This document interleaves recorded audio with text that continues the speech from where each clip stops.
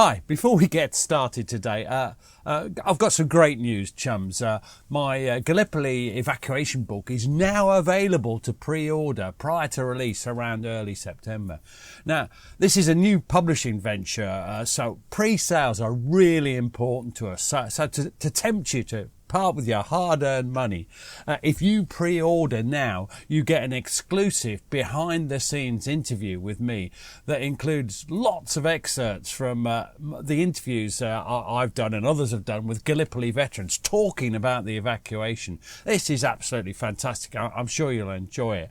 Now, you can pre-order the book in printed or ebook format at livinghistorytv.com. And just follow the links. You can't miss it. You can pay in pounds sterling or Australian dollars. We'll take your money whichever way it comes. Anyway, and now to the podcast. Cheers. A Living History production. I'm Peter Hart, and for the last 40 years, I've interviewed thousands of veterans about their experience of war. Join me on a journey through the pages of history.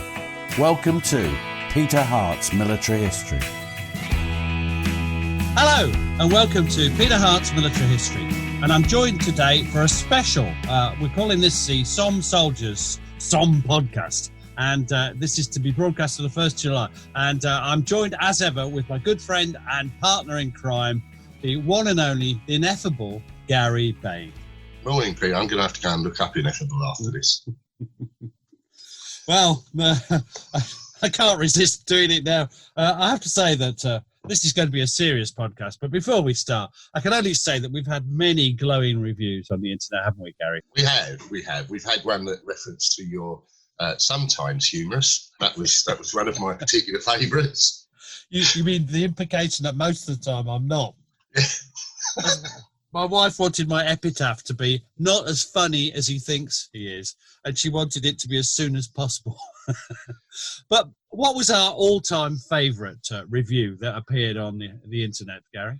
Well, I think it was one of our Australian friends who referred to us as a pair of bitter wankers, which we rather enjoyed. Yep, that is going on our business card for when we're out of lockdown. So when you see that, you'll know. We'll have to get his name and put it on it. But the reason we're getting the humour over with early on, it may or may not have been humorous, I'm obviously not aware, is because today is a special to be broadcast on the 1st of July. And it's the 104th anniversary of the British going over the top and the French in the Battle of the Somme. And the way we've chosen to commemorate this, well, what we've tried to do is do two things. One, to tell the stories of some of the men involved, but also, particularly, we've chosen soldiers from across the whole of the Somme period, because so many times people just deal with the first day of the battle. I know you feel strongly about this, Gary. It's always just 7:30 in the morning of 1st of July, isn't it? It's nothing else.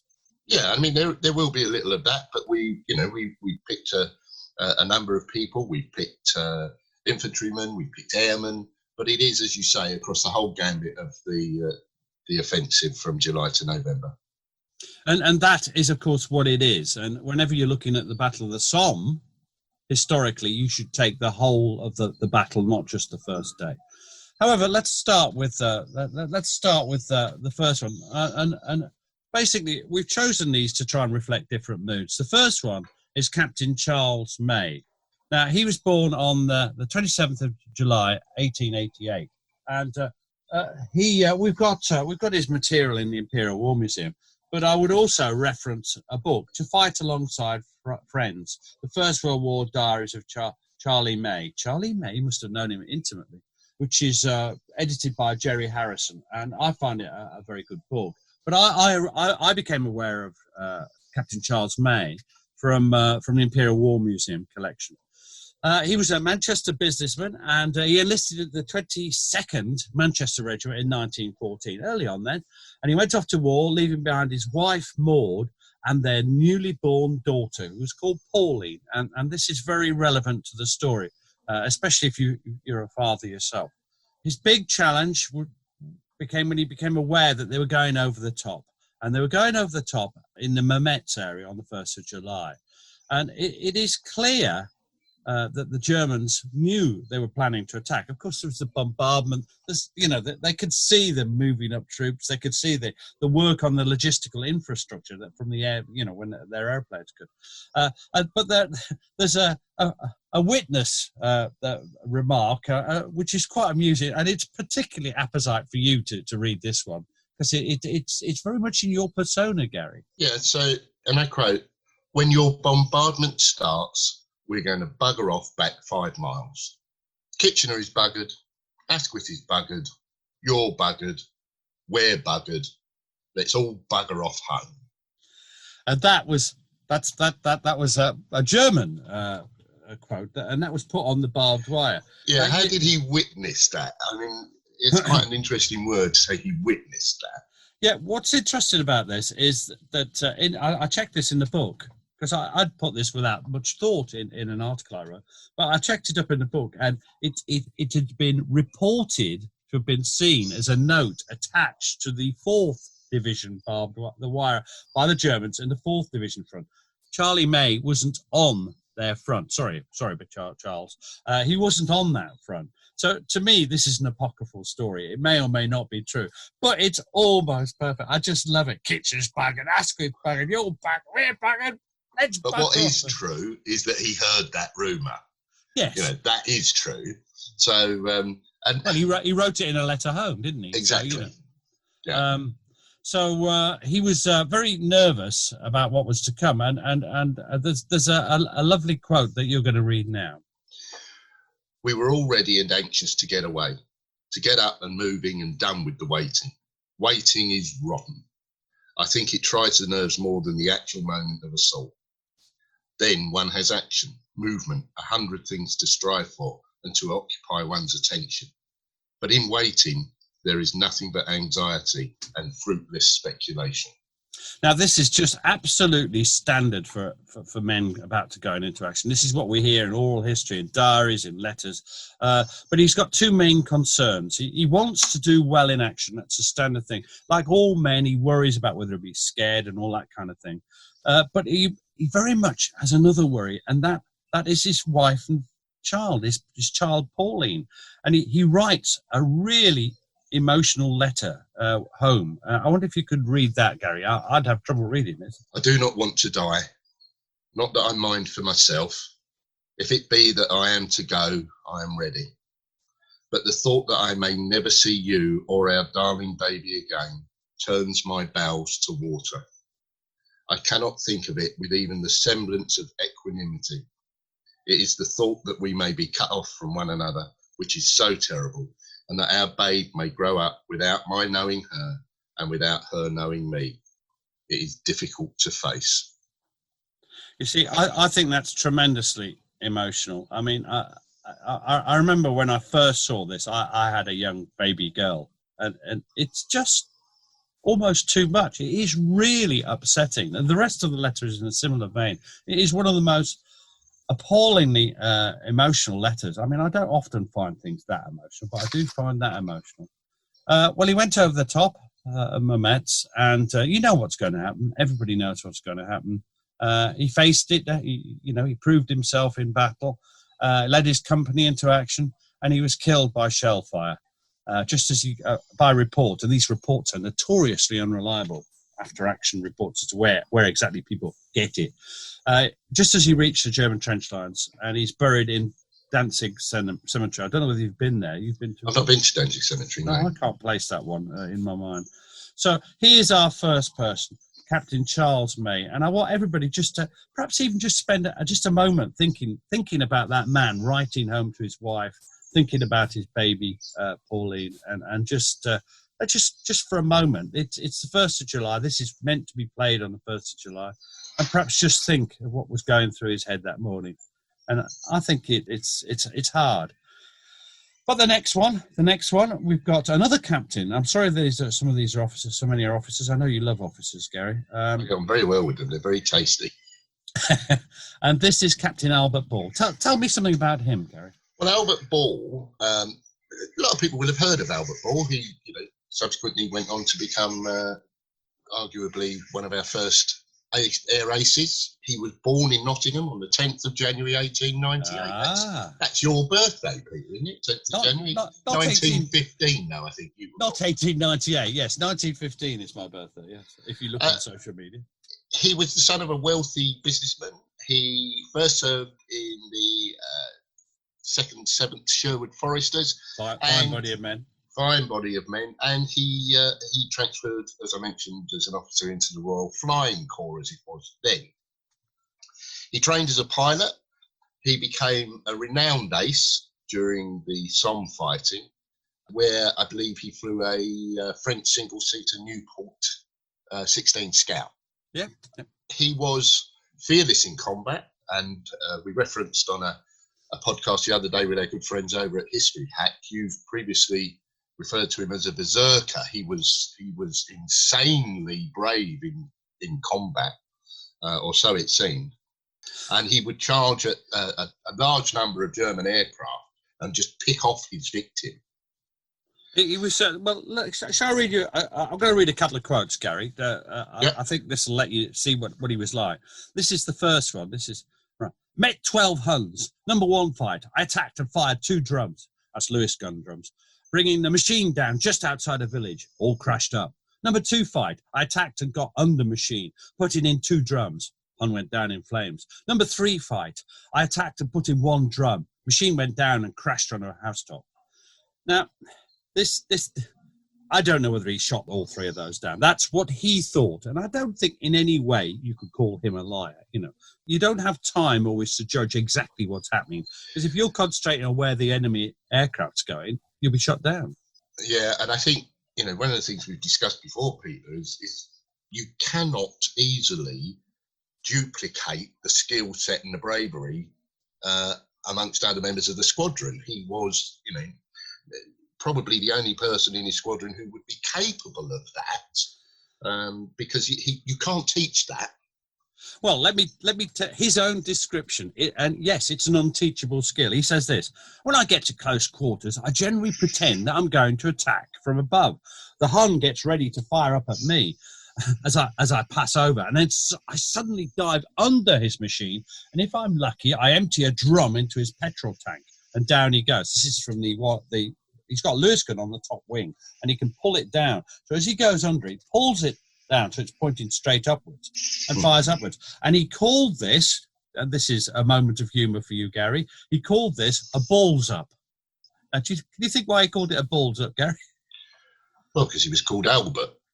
Yeah, and because the bullets would tear into the German pilots and observers. I was trying to avoid that. Oh, yes, I forgot we weren't having any humour today, so that's fair enough. Now, he appears absolutely fearless, doesn't he? But here's a quote that gives you an idea that he is suffering what post-traumatic stress disorder that we call it now. He says this. He's talking about a battle he had during the Somme fighting. I fired 5 rounds into her. She burst into flames and fell upside down. Although she dropped like a stone, I saw her observer climb out of his seat and jump clear of the flames. He must have preferred that kind of death to the chance of being roasted. That's what they're all facing, because there's no parachutes. They hadn't got a viable parachute. They're bulky things. You couldn't get them into a small cockpit. Yeah, and that's taken from a letter that he wrote home, wasn't it? That quote. Yes. So how does he end up, Gary? Well, he was somewhat tortured, I think it's fair to say, by his trade. And by October, he was absolutely exhausted, and he was sent home on training duties. And we've discussed again in previous podcasts whether or not best use was made of our aces. When he returned to the front, he was still deadly, and he was awarded the Victoria Cross. But his luck ran out, and he was killed on the 7th of May 1917, my birthday. So you're saying he was born on my birthday and was killed on your birthday? And genuinely, we noticed this before, but that is quite a weird coincidence for someone that is so well known to both of us. He was an amazing man. Should he be remembered more than all those observers, artillery observers and photographic personnel. He shouldn't, but he is, because his trade is just seen as more glamorous. But so just for today, let's just remember him in the terms he was. He was a great ace, and he provided an inspirational courage, didn't he, Gary? That inspired a whole generation of pilots. So whether so being an ace is like the cream on the cake. Yeah, and I think it's fair to say that at the time, they were seen as superhuman by other members of the squadron, for example, and almost invincible. Although, as again we've commented previously, the fact is that pretty much all of them died. So we should remember him, but I agree with the sentiments. We should remember all of them. Absolutely. Well, who next? Well, I'm sorry, it's another officer. And this one, I discovered this one when I was writing one of my books, and it was so. Again, it's another one with kids. Kids are the thing that upset you with soldiers. Lieutenant Robert Smiley. He was born 7th of April, 1874. He graduated from London University and was a teacher, becoming the headmaster of Sudbury Grammar School. You notice that he's 26 plus 40. He's 40. He's 40. Maths is not your strong point, is it? 42. He's older than most, isn't he? He volunteered, nevertheless, and went out to serve with the 1st Royal Scots Fusiliers. So he was on the Somme with them in 1916. Now, he wrote a poem, and my attitude to poetry is very ambivalent. And always has been. I never know quite what I think of it. And he this poem was found in his army pocketbook, and it has a bit about what he did at the front, warlike things, but also it keeps on referencing his children, and the belief, his strong belief, he's fighting for their future, and also. And this is so common and so tragic, his absolute confidence that he will survive the war. Anyway, you've got 2 extracts from her. We're not going to read it all because you break down sobbing, wouldn't you, Gary? Yeah, and I think it gives you the idea of what you mean, Peter. And I've marched and crawled and run, night and day in rain and sun, and shall do it until we've won for my kids. And the poem concludes, and when this long war is done, we shall have some glorious fun. Well, is it good poetry? I have no idea. But what I do know is that when I saw this poem, it had an emotional impact on me, which surely is what poetry is about. Not an intellectual response. It's whether it actually catches you. And it's the old thing. Do you like it? Do you know what I mean? I don't know whether you like that one, Gary. Well, I think it's doing what he wanted it to do. It's conveying his message. I have no idea whether it's good poetry or not either, Peter, but it conveys his message really well. So to us it is, Now, he went in, this is not a 1st of July case. You're all expecting, he died on 1st of July. No, 14th of July. This is a big step forward in British tactics. It is a very successful attack, as much as any attack at this phase is going. And then on the 14th of July, the 1st Royal Scots Fusiliers attacked the German second-line positions on the Bazentin Ridge, the Battle of Bazentin. The attack was a success. It really was. But during the assault, Robert Smiley was killed by a single shot to the chest. Now, this is the bit that is awful. The bullet went straight through the pocketbook in which that poem was written. And it is now preserved in the collections of the Imperial War Museum Department of Documents. That's too ironic. It's ironic that it's too tragic. It's awful. And he's buried in Flatiron Copse Cemetery near Mametz. I don't know whether you've been to that one. I think we had been to that one, actually. When we visited, we walked the front, if you recall, and we walked up to Mametz. I think we did go to that one. Well, I know if I go again, when all this COVID thing's over, I hope we can go sometime and pay our respects. So who's next, Gary? Are we changing sides for a bit? So and rank as well. So we've got Theodore Eversman, who is a private in the German 99th Reserve Infantry Regiment. He, in the days leading up to the 1st of July, he's in the Wundwerk Redoubt to the south of Thiepval.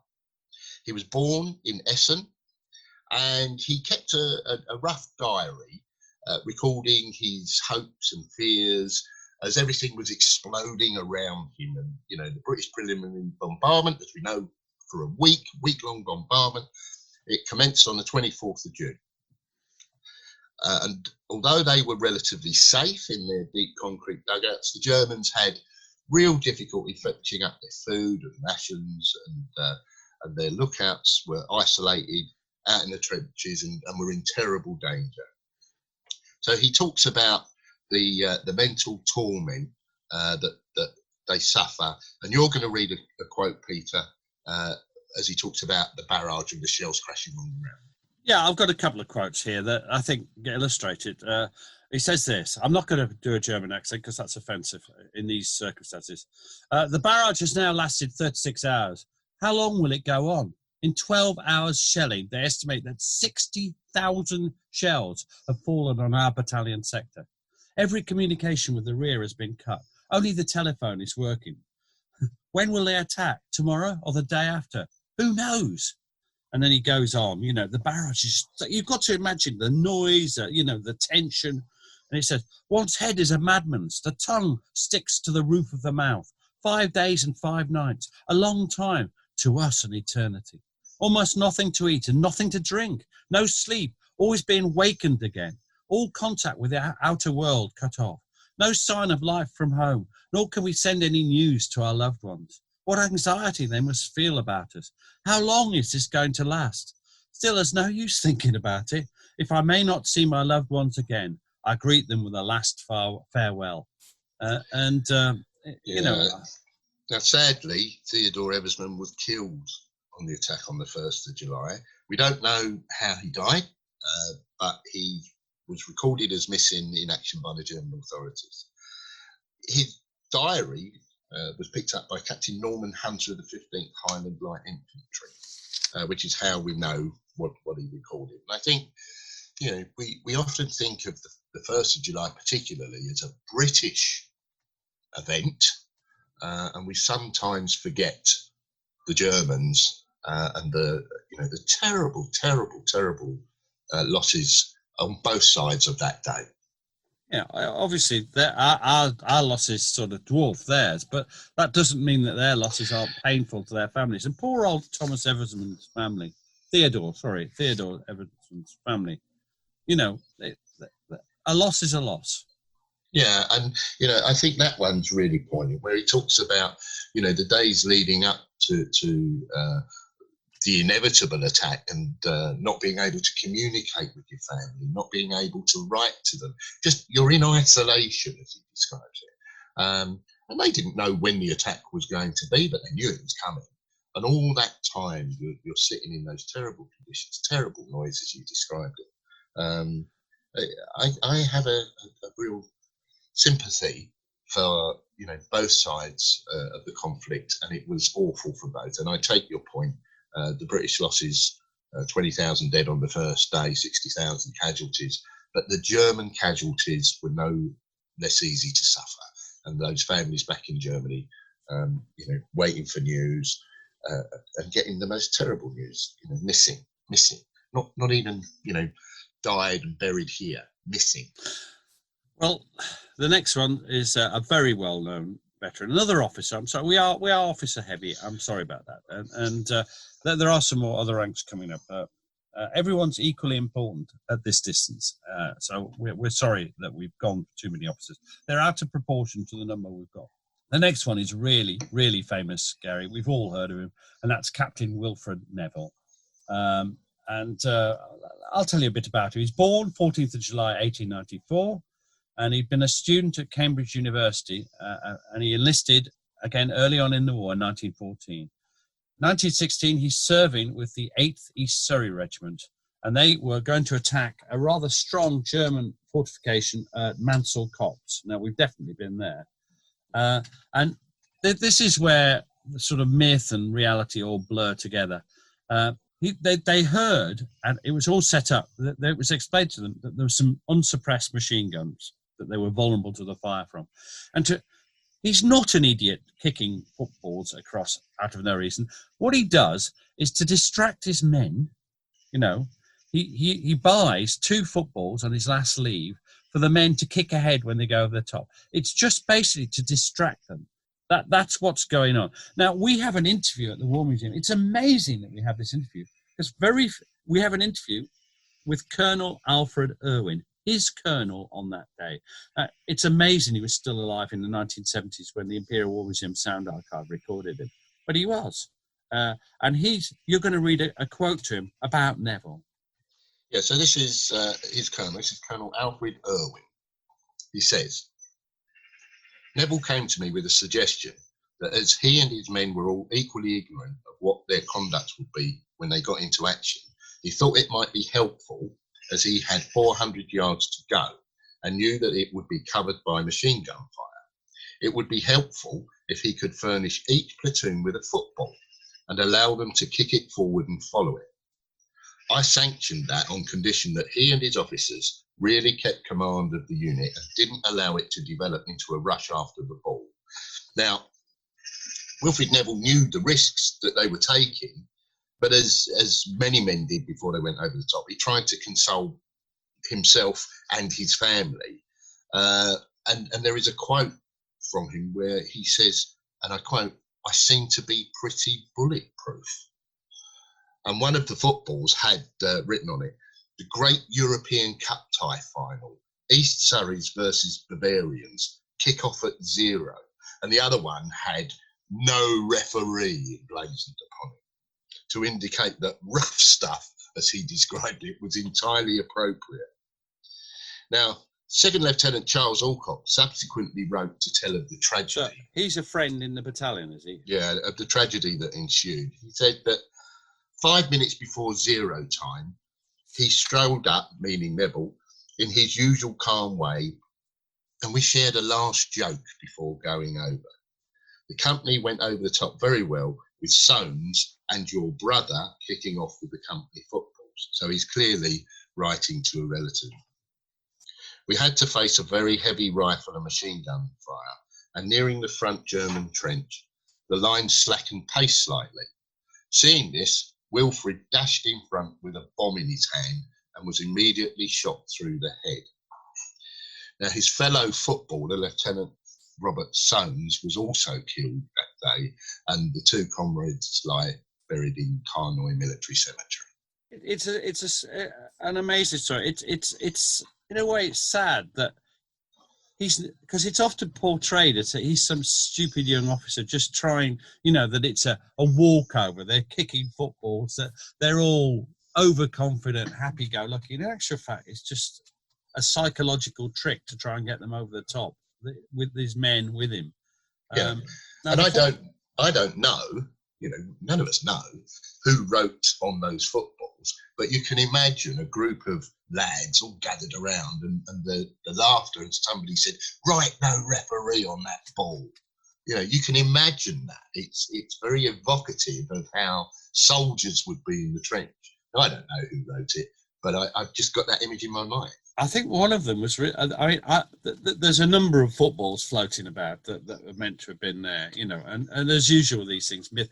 But I know one of them was in the East Surrey Museum that was burnt down about 4 or 5 years ago.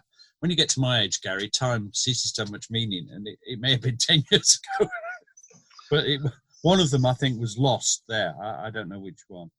So Wilfred Neville, not an idiot, but just another chap trying to do his best for everybody, Well, also, it's not, it's very evocative. It's not as portrayed. I mean, I've seen that portrayed as almost a sort of boy's own type adventure, kicking the football and following it towards the enemy. And that's not how that's portrayed. It's actually quite emotionally portrayed. I find that I might actually do a little bit more research on that now, because I find that really intriguing. There is a book, but unfortunately I can't remember the title of it just at the moment. It's on my shelves, but as you know, my shelves get a little tangled. Well, when this goes up, we'll get Matt to put up some references, and we'll reference some reading material. I'll put somebody for probably more on Facebook. There's more room, but we'll do it. Yeah, you're too modest to do this, but your own books, Some Success, for example, would be well worth people having a read, and as a starting point to understand the whole concept of the Somme battlefield. In the air, yeah. Yeah, in the air. But that's the point. It gives you the whole concept of the battlefield from above. You are a sweetie. I am. That'll be 50 quid. Now, the next officer is very, very different. I've got to say, he's not that nice, is he? So who are we going to talk about now? So we're going to talk about Lieutenant Colonel Frank Maxwell. He was born on the 7th of September 1871, and at 28 years old, he'd been awarded the Victoria Cross for his courage during the Boer War, when he helped drag some guns back to safety under heavy fire at Corn Spruit on the 31st of March 1900. By 1916, he was commanding the 12th Middlesex Regiment on the Somme. He was an experienced veteran. How old is he then, Gary? I don't know. You can work out the maths for that. No. 45. So by 45, he was commanding 12th Middlesex Regiment on the Somme. He was an experienced veteran, and as such, he was disturbed at the amateurism of much of what he saw, and he'd already earned a lot of praise for his vigorous actions in resolving difficult situations. Now, on the night of the 13th, 14th of July, he was ordered at really short notice to take Trones Wood, and I quote, without fail. Now, Trones Wood is a terrible place. I'm not sure. I haven't been there. It's ridiculous how many places I've not been to on the Somme. I really want to get back out there. But he says this. He says, Maxwell says, this man is not in any way politically or in any other way correct, except as he is a hard military officer. He says this: to talk of a wood is to talk rot. It was the most dreadful tangle of dense trees and undergrowth imaginable, And he put his men, and it's weird. He put his battalion and he organised another battalion. He was a strong bloke. He could persuade other colonels to do what he wanted, to form a single line and then beat through the woods from end to end. And this is like a shooting party, on the Durham moors, where you have, grouse beaters go, what? Durham? Don't mention Durham. We could go there for a visit if you wanted, Gary. But that's what he says this. After infinite difficulty, I got it shaped in the right direction and then began the advance very, very slowly. Men nearly all very much shaken by the clamour and din of shellfire, and nervy and jumpy about advancing in such a tangle of debris and branches. I immediately found that without me being there, the thing would collapse in a few minutes. So off I went with the line, leading it, pulling it on, keeping its direction. Now, he made his men fix bayonets and ordered them to shoot, ahead into the undergrowth. And when they came to resistance, he led the attack himself. And he says this: a curtain may be drawn over this, and all that need be said was that many Germans ceased to live, and we took a machine gun. Now, what's going through your head as I read these things? There's a variety of things you notice. I made a note. I just wrote really powerful, because it's what he's not saying there that is going through my head. Let me just read that back to you. Many Germans ceased to live. It's hard fighting, and he's right at the centre of it. He's leading from the front. That's the Victoria Cross element. He doesn't seem to feel fear at all, and he just is an incredible, dominant, strong character. But there are aspects of his life that just. This is a quote from him, and this is weird. I think this is weird. This is a letter to his wife, isn't it? Yeah. A man may be squandered over me without any more feeling about it than being sorry for his poor mother or wife. I mean, of course, that it does not incapacitate my system in the least. In other words, death, destruction, being spattered by a chap's lifeblood doesn't bother him. And this is not normal, Gary. No, and I think that creates a problem, because it's little wonder that many of his men had difficulty in living up to the standards of conduct during battle situations, because, you can't live up to that, I'm afraid. Nobody can live up to that, because it's not normal. Now, ultimately, he would be killed, I think, as a brigadier general on the 21st of September 1917, and he's buried somewhere we have been, Peter, at the Eaps Reservoir Cemetery. And I'm going to look at his grave next time. I'm amazed I hadn't noticed it. Perhaps, I mean, one of the things about Eaps Reservoir Cemetery is I think it's one of the most beautiful and haunting. It's a fantastic place. It is a very moving cemetery. I think it's worth saying at this point, Peter, that if people can get out to the Western Front, they should do so. We've been very lucky to have visited many battlefields, but to walk the Somme, for example, it's relatively easy. There's a little bit of hills here and there, but you can do it, and I would really recommend people do so. Visit Eaps and get out to some of the sites of the fighting, not just the cemeteries and the museums. It really is worth it. You'll get back so much more. Absolutely, spot on, Gary. Spot on. Well, let's look at somebody else. Well, this is an NCO. It's nice to change, and he's a Canadian, a vital part of our forces, and one of the very finest segments of the British Army was the Canadian Corps. They were the benchmark for quality with the Anzacs and the best of the British divisions and corps. This William Carr, Canadian, and he volunteered to serve with the 5th Western Cavalry Battalion, who were dismounted, and they were in the 1st Canadian Division, in January 15 onwards. By September 16, he's fighting on the Somme. And as he went over the top, it's the first time he'd actually gone over the top. This is something I want to draw to your attention, Gary. People have this idea you're always going over the top, that you're always in the front line and you're going over the top on a daily or weekly basis. Actually, this is the first time in September, after he's been at the front for the best part of 2 years, he's going over the top. And tell us how does he feel? Is he frightened? What's in his mind? He says, fear, I had no fear at all. All the pent-up dread and tension had completely left me. Like a shot, I was up and over the top of the trench. In no time, bullets were flying, and a wicked machine gun had opened up against us on my right.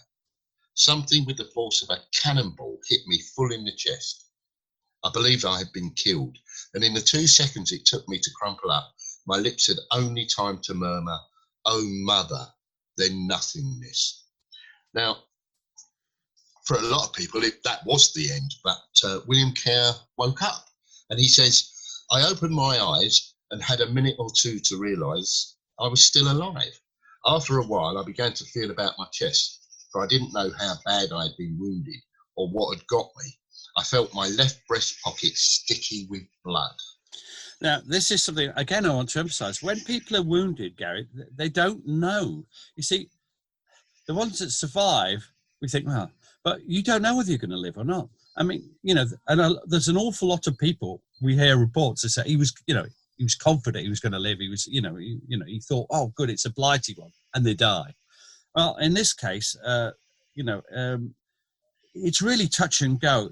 He tries to put on his field dressings and he lies still. Always a good idea when you're that badly wounded, waiting for it to be rescued. And about sundown, the stretcher bearers come and take him to an advanced dressing station in a captured German dugout. And he's laid out on a rough wire mesh bed. He's lucky to get that, to be honest, surrounded by lots of other seriously wounded men.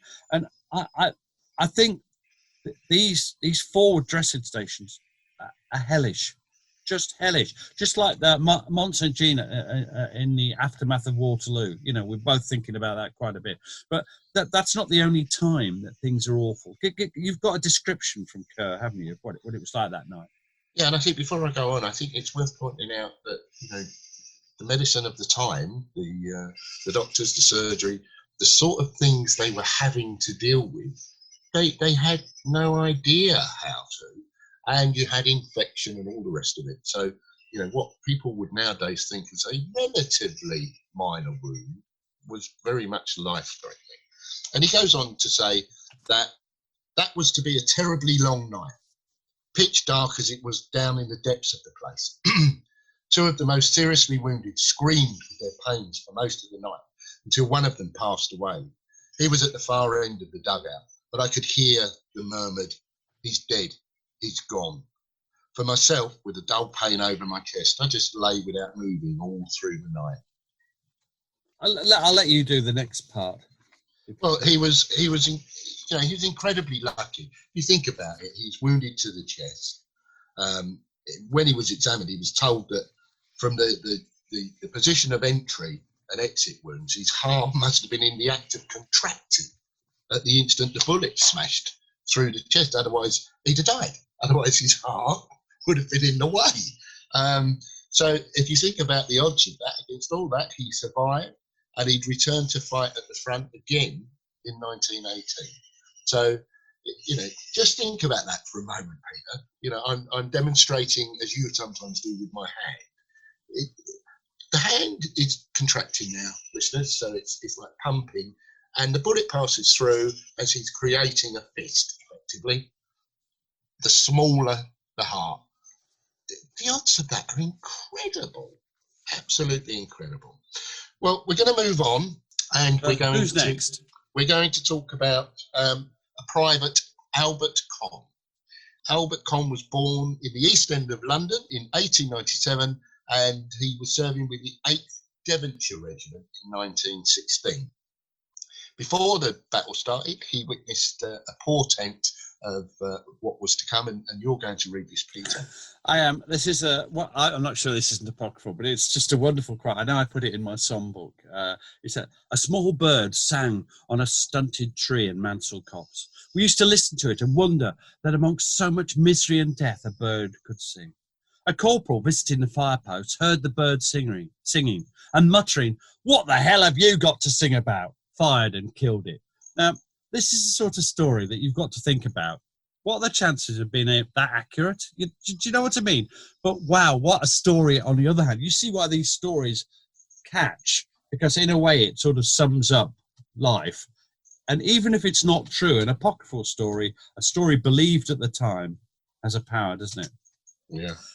Anyway, Mansell Wood is a slaughterhouse for the Devonshires, and Albert Conn is looking for a Prussian helmet, the spiky pickelhaube, as a souvenir. And he says this: the dead had fallen in many strange, grotesque postures, some on their hands and knees as if they were praying. One bloke, when I lifted his helmet, half the top of his nut was in it. It was full of brains like mincemeat. I'm not very squeamish, but I didn't fancy scraping that out. And when he actually gets wounded in the end, he gets a light wound. He says this: I was jolted out of my sleep by a sharp blow on the inside of my left leg, just below the kneecap. It was as though somebody had kicked me. I felt it with my hand in the darkness, and my hand came away sticky and wet. I knew that the flesh was torn. A piece of shrapnel had gone deep in my leg. I had received what every soldier prayed for, a perfect blighty. I told Fred. He tied a field bandage on it and called me a lucky bastard. And, this is the last one we're doing, but it's nice that he survives, doesn't he? Yeah. Is it, I could be completely wrong here, Peter, so please feel free to correct me, but is it the Devonshires where there's an inscription that says the Devonshires held this trench, they hold it still, or something like that? I'm paraphrasing. Yes, it's a small, separate cemetery, Mansell Copse Cemetery. Yes, that's it, yeah. Later in the war, Albert Conn would be wounded again, and he was ultimately discharged from the army in September 1918 as a result of that wound. But that means, of course, that he survived the war. Well, it's nice to finish with someone who survived. And let's be honest, the casualty rates are not... I mean, all these men are either killed or wounded, and that is not an accurate reflection of what happens. So I want to make that clear. But I hope you've enjoyed listening to what we've got to say about these men. They do for us just try and show what we should be thinking about on the first slide, don't they, Gary? Yeah, and I think it's nice to talk about personal experiences rather than the global battle and the strategy and what the generals were doing and where or were they not were.